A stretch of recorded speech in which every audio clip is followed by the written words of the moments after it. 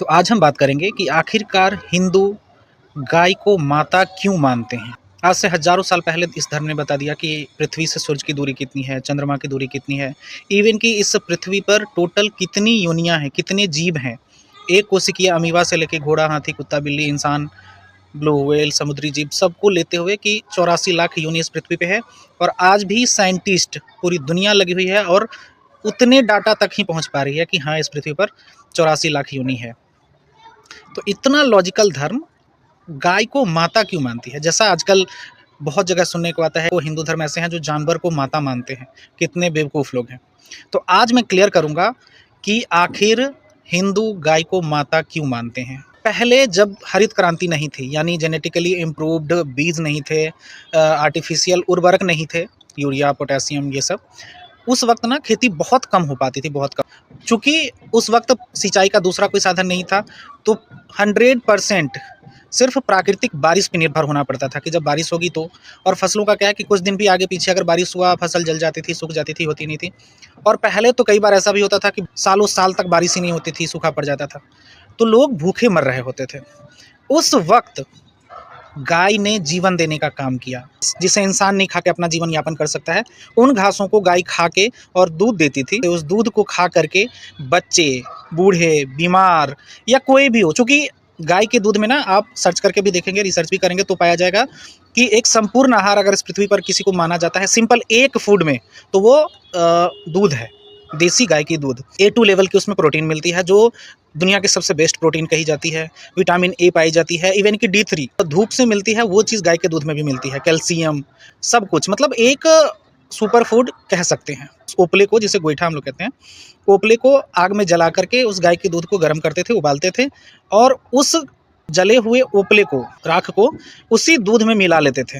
इससे क्या होता था कि डाइजेस्ट बहुत आसानी से हो जाता था। यानी सिर्फ दूध खा करके तीनों टाइम चारों टाइम नहीं रहा जा सकता, और अन्न तो कुछ था नहीं। अगर 5 साल 10 साल के लिए अगर सुखाड़ आ गया या बाढ़ आ गई, अन्न है ही नहीं, तो अब क्या कर सकते हैं, कोई ऑप्शन नहीं है दूसरा।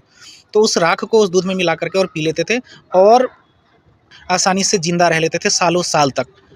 तो जिस गाय माता की वजह से हमारी हिंदू सभ्यता, हिंदुस्तान के लोग जी लिए, आज अगर मैं हूँ इस पृथ्वी पे, तो तभी हूँ ना जब हमारे पूर्वज जिंदा रह लिए होंगे। तो जब वो जिंदा थे तभी आज मैं जिंदा हूँ, उन्हीं का वंशज चलता आ रहा हूँ। तो जो ह्यूमन को, जो किसी को भी, माँ क्या करती है ना कि निस्वार्थ भाव से, बगैर किसी प्रलोभन के, बगैर किसी लोभ के अपने बच्चे को पालती है। और गाय ने भी हिंदू धर्म के लिए, हिंदुस्तान के लोगों के लिए हमेशा से यही करती आई है कि उसे बहुत कुछ नहीं चाहिए।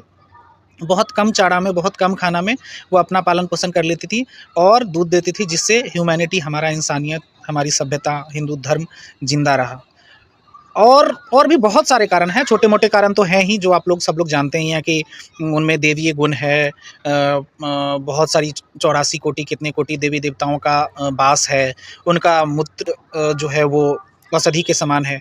हाँ, और यहाँ पे एक और बात कि गाय इसलिए भी पाला जाता था, खेती के लिए भी बहुत उपयोगी था, कि अगर बारिश हो रही है, फसल उग रहे हैं, तो क्या होता था कि उस गाय के गोबर का ना उपयोग किया जाता था उर्वरक के तौर पे। उस वक्त चूंकि आर्टिफिशियल उर्वरक नहीं थे, तो गाय का ही गोबर सबसे अच्छा उर्वरक माना जाता था फसल की उपज बढ़ाने के लिए। दूसरा कि जो बैल होते थे, वो खेती करने में बहुत कारगर थे। हल जोतने के लिए, किसी सामान को बैलगाड़ी से यहाँ से वहाँ लाने के लिए, सब कुछ करने के लिए, मतलब कहा जाए तो इंसानों को अगर किसी ने जिंदा रखा तो उसका श्रेय उस विषम परिस्थिति में, जब कोई सुविधाएं नहीं थी, वो गाय को जाता है। और इसलिए हम लोगों ने गाय को ना, हिंदू धर्म ने गाय को देवी नहीं बनाया। देवी मतलब जिसे हम पूजा कर सकते हैं, पूजनीय। अगर देवी होती तो लोग उनका मूर्ति बना के घर में रख लेते और सिर्फ पूजा करते। माता इसलिए बनाया ताकि हम उनकी रक्षा कर सकें। और आज मेरा रिक्वेस्ट हम सब लोगों से है, सभी हिंदुओं से है, कि आप सभी लोग, अगर आप परिपूर्ण है हर परिस्थिति से, हर स्थिति से, आर्थिक युग है तो पैसा कमाना भी जरूरी है, बट अगर कुछ रिटायर लोग हैं या जो आर्थिक रूप से परिपूर्ण है, तो 2-4 गाय तो जरूर पालिए। मतलब गाय की रक्षा करनी बहुत ज़रूरी है। कुछ सो कोल्ड बुद्धिजीवी लोग जो कहेंगे कि भाई उस वक्त जब विषम परिस्थिति थी, कोई उर्वरक नहीं थे, जेनेटिकली इम्प्रूव्ड बीज नहीं थे, तब गाय को माता मान लिया, बहुत अच्छी बात है। अब क्यों मान रहे हैं गाय को माता? अब क्यों रक्षा करने की ज़रूरत है? क्योंकि अब तो सब कुछ आ गया है, इतने सारे अनाज हैं, सब कुछ है, खाने की कोई कमी ही नहीं है। दूध भी इतने सारे, डेयरी है, ये है, वो है, भैंस का है। विदेश से आ जाते हैं। अब रक्षा करने की क्या ज़रूरत है? तो मैं यहाँ एक चीज़ क्लियर करना चाहूँ कि अगर कोई पहिया आगे की तरफ घूम सकती है तो पीछे भी घूम सकती है, यानी रिवर्सल की पॉसिबिलिटी हमेशा होती है। अगर एक खराब स्थिति से अच्छे स्थिति में जाया जा सकता है तो अच्छे स्थिति से खराब स्थिति में भी जाने की संभावना होती है। तो गौ की रक्षा करनी इसलिए ज़रूरी है कि भविष्य में कभी भी आज से 100 साल बाद, 500 साल बाद, 1000 साल बाद कभी भी अगर वैसी विषम परिस्थिति आती है कि इस पृथ्वी के हालात और हो सकते हैं, सब कोई जानता है कि कुछ भी हो सकता है, कुछ भी संभव है इस पृथ्वी पे। तो कभी भी अगर स्थिति बिगड़ी तो गाय है जो हमारी रक्षा कर सकती है। इसीलिए गाय की रक्षा करनी सबसे ज़्यादा ज़रूरी है, क्योंकि हम बुद्धिजीवी हैं, हमें पता है चीज़ों को सुरक्षित रखना कितना ज़रूरी है, जो बहुत इम्पोर्टेंट चीज़ है। तो बस इसलिए गाय की रक्षा करनी बहुत ज़रूरी है, गाय की सेवा करनी बहुत ज़रूरी है। गाय को माता मानना, और चूँकि माता हैं तो माता पिता ईश्वर तुल्य ही होते हैं, इसलिए वो हमारे लिए देवता तुल्य भी हैं। ये है हमारे धर्म की खासियत।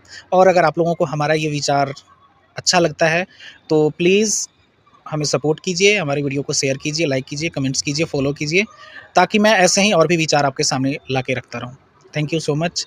जय हिंद, जय भारत, जय गौ माता।